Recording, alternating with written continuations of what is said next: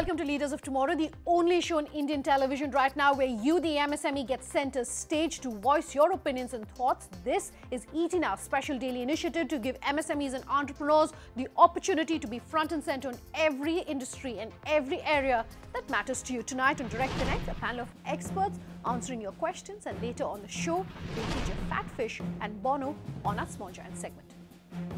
On Direct Connect tonight, Ramanujam Narayan, founder of Contractor Universal, and Anita Bilani, CPO of Gacha Capital, answering questions that your peers sent us earlier. If you too want to get in touch with us, do stay tuned. At the end of this episode, we'll tell you how you can do so.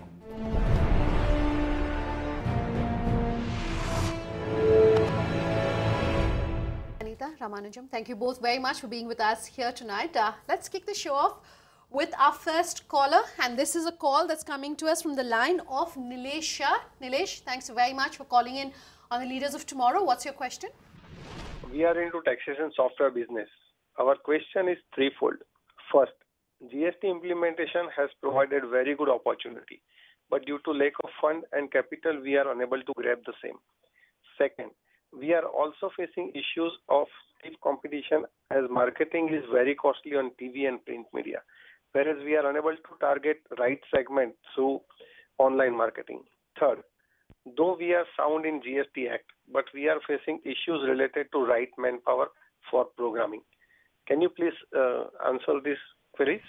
I think this, while he is talking about the cost that is associated with advertising, I think a lot of it is also to do with the lack of information. Simply because we're seeing a lot of innovation that's coming about in the area of marketing. Social media has completely disrupted how you can talk to your customers and your clients. What would you have to say to Nilesh? And very simply, he's in an area which is in demand. So for him to really pick on something like a LinkedIn, write a blog. Look at LinkedIn, which is more, professionally linked, and writing a blog is or SEO, kind of marketing is a good thing for him. But one of the things that he can explore, which will really work, GST is confusing people today, right? So GST webinars, and I know that the Big Four are really working towards bringing a lot of knowledge about GST into the market, but a lot of people cannot afford them. And the SME and the MSME world is confused about how is GST going to impact their business. They have a very good chance of looking at that ecosystem and saying that we can do webinars for them, they can do training sessions for them. That's a good way of marketing their services overall, because they can capitalize on the GST area and do that. The industry, industry associations really going and talking about some of these topics is a good way for them to really market their services. Okay, fair enough. Just one thing that I want to pick up on what Nilesh was saying. He's saying he's in the software taxation business. But that said, he says because of the changes in GST, he wants to know how to find the right people who are able to program for him. I would assume one area would be to train the existing staff. Right. But what else would you both have to say to him? So he can probably go for targeted marketing. So there are a lot of chartered accountants who are today, offering this particular GST services and GST platforms where people can come to them and they can upload the returns on behalf of the clients and all. So this particular platform, he can collaborate with several chartered accountants and IT firms who can really, give this particular platform to this particular agency. There's also a lot of agencies today that are providing subcontracted manpower. So if he's looking for software programming, he can, explore those avenues as well. All right, Nilesh, I trust that answers your query. Our next query is coming to us from the line of Rajinder Agarwal, who's calling in with this question. Go ahead, Rajinder. What's your query for our experts? Why is the GST so complicated? Our components is carrying both the items, and this is a different GST is there. Laptop is 18%, laptop bag is 28%, single function person 18%, multifunction 28%, UPS in 18%, in battery is 28%, desktop 18%, TFT 28%. That is so much complicated. Why not the single taxation system in the both the things? Okay, so he's talking about essentially the differing taxation rates for GST. Both of you are the experts. Specifically to Rajinder, what would you have to say? So I think he's into a service industry, am I right? So basically if you look at the service industry, if you talk about pre-GST era, applicability of taxes, if you see, VAT was applicable as well as service tax was applicable, but the offset of VAT was not available to service companies. Today when we talk about GST, you can get credit of, and the credits are fungible. The logical point for service companies is they get an offset for whatever they pay. Sure. That's the limited point. No, I agree with Sure. All right. So, don't our experts are essentially reassuring you, Rajinder, that it's very transitionary as far as GST is concerned, because there are a lot of changes that are still taking place, but it will settle down. But the headline also is that one, GST is a pass-through, and two is that most industries are actually paying lower than what they were paying in a pre-GST era. So do keep that in mind, and thank you very much for calling in with that query. Our next question is also a query, and we're getting a lot of calls on this show. Tarun Surana is calling in with this question. Go ahead, Tarun. My question is that we're looking at Africa as an opportunity for exports. So I just wanted the guidance, how to enter in Africa market, whether attending conclaves such as which is hosted by CII or FICCI in India-Africa summits, will that be of help in making the first step, or what is the other option of looking at Africa as an opportunity for entering in products of FRP and industrial items? All right, Tarun, thank you very much for calling in with that. So you are essentially looking at networking bodies which will help exporters like yourself, from what I understand, if I've understood it correctly. So, CII, FICCI, all these bodies are, and the industry associations are very good. What they also do is they organize meets, they organize tours to some of these countries, and he should exploit that, because a lot of action is happening in this space. It's just about finding out when those tours are happening and when those meets are happening. And if he's interested in some geographies, the Indian embassies and consulates also do events, etc., in those countries to facilitate, business. Sure. So you have agencies such as ECGC, Export Credit Guarantee Corporation, then FIEO, Federation of Indian Export Organizations, who actually encourage all the entrepreneurs to go global and organize several meetings where the entrepreneurs can come together and brainstorm their queries and brainstorm their businesses, and they have certain key takeaways. So there are several agencies who are being promoted by government who help the entrepreneurs in this. All right. So there are a lot of agencies, there are a lot of organizations that will be able to help you, Tarun. Do look at those, including, of course, the one that you've mentioned, CII, as well as the others that Ramanujam has told you, which are specific for exporters like yourself. Thanks for that query. Our next one is a call coming to us from Surendra Mardia. Go ahead, Surendra. सरकार ने बहुत सारी योजनाएं बनाई हैं जिसके अंदर से स्मॉल स्केल इंडस्ट्री को कई तरह के फायदे मिल सकते हैं, लेकिन प्रैक्टिकल में ऐसा हो नहीं रहा है। बैंकें जो हैं वो छोटे व्यापारी को, छोटी इंडस्ट्री को लोन देने में बहुत हिचकिचाती हैं, और उसके कारण स्मॉल स्केल इंडस्ट्री ऊपर नहीं आ पा रही है। तो इसके लिए चाहिए कि सरकार किसी तरह से भी लोन देने वाले और लोन लेने वाले दोनों को एक तरह से समझाया जाए कि देश के हित में किस तरह से काम करना चाहिए। All right. So while his question is that the government is definitely looking very seriously at the startup space and has come up with Startup India, has come up with laws, rules, regulations, etc. Under that, he's saying being able to access that is still becoming a bit of a challenge. Let me come to you. Yeah. You look very closely at startups. So there are, there are a lot of consultants, there are a lot of financial advisors that can help them. Also, there's a lot of access to this information online.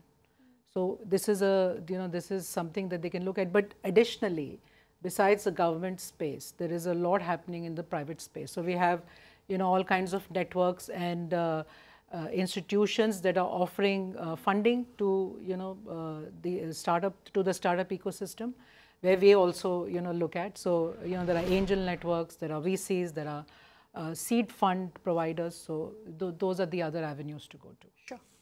Better late than never, I would say that the entrepreneurs will have to really research on their own and see that what are the various avenues of funding which is available today, and of course Make in India initiative and startup registration is something what they have to look at. And registering as a startup is not so difficult because it's a online procedure which you have to follow.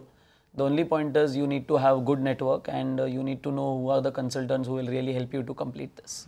Okay, Surendra, that's in response to your question. Lots of forums, including of course the one that Anita is a part of, the Lead Angels, do take assistance of all of these networks to be able to understand basically how to go about accessing the laws, the rules, etc. that the government has put in place for startups, the benefits that the government is offering startups, because there are plenty like our experts tonight are telling us. Our last call tonight is coming to us from the line of Mukesh Kaura. Go ahead, Mukesh. We provide a filtration machine to the oil and gas sector. The major challenges we face in the payment cycle on our clients. So we face in a payment cycle, our clients tend to delay the payment for more than 6 months. So there are anything we can do to reduce the payment cycle? Okay, so Mukesh has a payment cycle problem. He says his clients don't pay him for 6 months. We had a call on our a query on our previous show where they said 3 months, but this is now 6 months, and he's saying we're unable to get our clients to pay us in that time frame. I do know, for instance, that SIDBI has put in place a rule which says that if you don't get paid in 2-3 months, you can approach SIDBI. But I'm sure a lot of small companies don't want to go that route because that would be legal, that would be taking action against large clients. And it is about building client relationships also. As an entrepreneur, I would not like to jeopardize an existing relationship just for the sake of a couple of lakhs or 5 lakhs or 10 lakhs, whatever. So the right thing is to, have better credit control mechanisms where you review your aging every month, every quarter. Another way to tackle this particular problem is there are several collection agencies who can, instead of having your own collections team, you can outsource this particular job to them, and they can probably turn out to be more efficient than you have your in-house teams. Yep, nothing more to add. Sure. I totally agree. Yeah. Sure. So Mukesh, a couple of suggestions for you. One, of course, on a previous call-in show of ours, we had got a similar question, and at that point our experts had suggested an early payment kind of discount that you do give some of your larger clients. SIDBI, of course, does offer you help, but if you don't want to go through that route, you can also look at approaching a collection agency that is able to do the work on your behalf, and wish you all the very best then in enforcing payments from your clients. Time for a break. On the other side, Fatfish and Bono tonight on our Small Giants segment. Do stay tuned.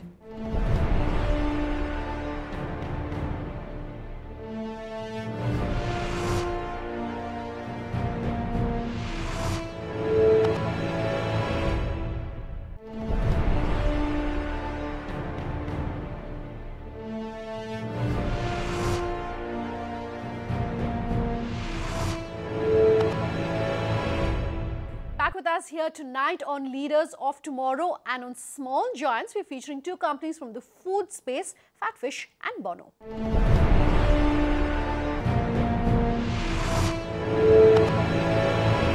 Goan cuisine is known the world over for its savory seafood delicacies, and for an experience that tantalizes the taste buds, Fatfish is not to be missed. Here's how this diner with humble beginnings has now become a household name for celebrities as well as the common man. Anshu Banerjee has more. If you're flocking to Goa this holiday season, you might want to look beyond some chicken kafrial and pork vindaloo. It's been a while since the Portuguese left Goa. Since their departure, Portuguese cuisine seems to have faded into the mist. But through this haze, we found a place that reignites authentic Portuguese food. Yes, we are talking about the traditional Goan fish thalis. Fatfish is a place where the Goan Portuguese and Hindu Saraswat cuisines have found its true home. Artistically arranged in an extended balcony, Fish Thalis here contains an impressive list of condiments on an equally impressive customized plate, setting the mood for a uniquely timed experience. The Goan cuisine has a unique identity and a past attached to every dish, as we all know. Walk us through that journey. What was the initial inspiration like behind Fatfish? It was passion for food. I love eating as a child till date. It's been a lot of, each dish for me actually travels through different stages. It's got to be, the color needs to be right, the fragrance needs to be perfect, and the taste of course needs to be outstanding. So when you come over the 3 stages, like for me it travels. Fat Fish specializes in fish thalis, which is a unique idea. Talk to us about one of those favorite customer dishes which makes Fat Fish favorite as a brand. Our special Fat Fish fish thali is what is very popular amongst the guests. We started this thali with giving a lot of variety of seafood on one platter. The authenticity of that is also because it's home style cooking. The ingredients and the preparation is like how a Hindu Saraswat Goan cooking takes place. It's also got a lot of, in spite of the main ingredient being coconut in most of the curries, each color of the curry is different and each taste and flavor is different. So given the number of ingredients that goes into a fish thali, how difficult is it to make or find these ingredients in the market? A thali food is all the dishes. The primary ingredient is coconut, yet all the colors and the flavors are different. Each one gets its own different spice. Like the shakoti, the masalas are all home ground. The tarle sukhe gets kokum and tirfal. Tirfal is a herb which is grown in Goa. Goan Portuguese cooking, the masalas are pickled and preserved. The Goan chilies, which are again the red chilies which are grown in Goa. We take them through the process of soaking them in vinegar, softening them. The masalas are ground in the stone grinders for hours to perfection. We love asking chefs since you're one too what they cook at home personally. So tell us, what are your favorite dishes you cook when you're off the job? When I'm off the restaurant at home, as I love cooking, I cook for myself prawn curry, fried fish. I always enjoyed eating mutton, so I make a few preparations which are the North Indian style of cooking. The way we've cooked mutton at home as children, those taste is still there tickling in my taste bud. And that's the kind of food I cook at home and I enjoy eating it. So as we come to the end of this conversation, how do you visualize growth and expansion for Fat Fish? Can we see Fat Fish coming to another city? Keeping in mind that people love seafood when they travel to Goa, we have people from all over the world coming and digging their fingers into the seafood delicacies that is offered. We would want to prepare seafood slightly differently so people get even more of a variety. Future plans pertaining to our fish thali, which has been so popular amongst our guests. I would like to introduce another fish thali, which will be the Portuguese style of cooking, which will be a different tastes and flavors to the fish thalis that we have. So then we'll have our special Goan fish thalis, which is the Saraswat cooking and the Portuguese style of cooking fish thalis. And we hope that the love for fish will always be there and people will want to have more fish and keep coming to Fat Fish. Fat Fish is one of the most desired restaurants for satisfying seafood hunger for celebrities and non-celebrities alike. Dishing out an experience that tantalizes the taste buds, the company continues to preserve the legacy of Portuguese and Goan cuisine, rising it amongst both the classes and the masses. In yesteryears, ice cream was associated with scorching heat and parched throats, but with a changing perspective towards ice cream consumption and the persistent love for this frozen dessert, the growing market for ice cream in India comes as no surprise, and making the experience of having an ice cream unique is Mumbai-based boutique ice cream parlour Bono. Shubhangi Sinha has more. As India bids adieu to the monsoon, many parts of the country are amidst the worst of the unbearable October heat. What better way then to combat the heat than with custom-made handcrafted ice cream? The Chesson sisters are doing just that with Mumbai-based Bono boutique ice creams that bring to dessert lovers a host of innovative and surprising flavors. Alisa, I understand that you've been trained as a pastry chef. Talk to me about what the inspiration really was behind starting Bono, which happens to be a boutique ice cream parlour. So I did a one-year patisserie diploma in London at an institute called the Cordon Bleu. Came back to Bombay and I felt that there was a real gap in the market, you know. There weren't any people specializing in, let's say, boutique gourmet ice cream. So that's when I decided that I wanted to tap into that side of the market. I feel like macaroons, brownies, cookies, it's so overdone. And I wanted to open up people's minds and, let them have a really gourmet experience of tasting really good quality ice cream. And we also wanted to specialize in cheeky flavors. Right, so talking to you about the Indian market then, there have been a lot of players, whether they are homegrown or international, who have been in this space for quite some time, whether it's an Amul or a Mother Dairy, or whether it's Haagen-Dazs or Baskin-Robbins on the other side. Talk to me about how you are really being able to compete with them. So I think we basically position ourselves above a Baskin-Robbins and below a Haagen-Dazs on quality and price point as well. What we try and do is that our flavors are very unique. So you're not going to, let's say, get a blue cheese honey or a milk chocolate bacon at a Baskin's or a Haagen-Dazs. We also are 100% natural. So we have no artificial stabilizers or preservatives in any of our ice cream. And I think that's what separates us from the competition. Sure. So on the other side of the spectrum of competitors happens to be the players who are trying to bring in other frozen desserts like frozen yogurts into the market. Now, how do you think you hold a light against them? For example, I think, ice cream will be everlasting. It isn't the healthiest of things. What we try and do at Bono is that we make sure that we are healthy in terms of no artificial preservatives or stabilizers. We use cow milk instead of buffalo milk, and we carefully source every ingredient. I think life is about balance, and it's okay to indulge in ice cream once in a while. Right, so you were talking to me about how important it is for you to keep introducing new flavors. So of course, innovation really plays a huge role in that. How is it that you're being able to innovate, and how are you being really able to experiment with the Indian palate? Okay, basically what I try and do is I obviously look at global trends, ice cream flavors that are trending all over the world. And I also use my own palate. So ice creams that I would like to taste is what I mainly go with. We do a varied amount of flavors, from an avocado, which is dairy free for, let's say, people who are watching their weight or lactose intolerant, to a sugar free dark chocolate sea salt for people who are diabetic. So I feel like one needs to constantly innovate and constantly come up with new flavors to keep your customers coming back. What have your branding and marketing strategies been like? Because this definitely is an industry which requires a high brand recall.